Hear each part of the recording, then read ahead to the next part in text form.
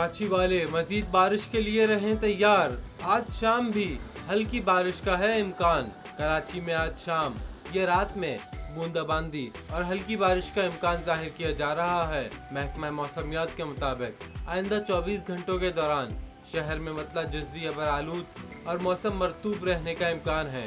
कराची में कम से कम दर्जा हरारत 28 डिग्री सेंटीग्रेड रिकॉर्ड किया गया, जबकि ज़्यादा से ज़्यादा दर्जा हरारत 32 से 34 डिग्री सेंटीग्रेड तक रिकॉर्ड किया जा सकता है।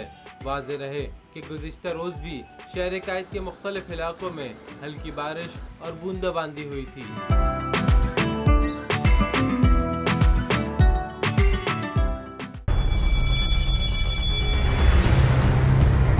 जामियात में चलता गोरख धंधा,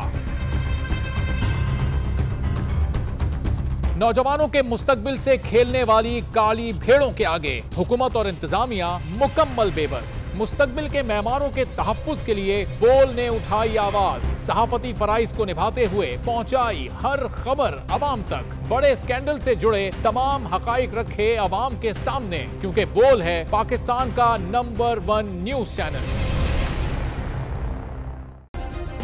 सब्सक्राइब करें और बेल दबाएं ताकि कोई खबर रह न जाए।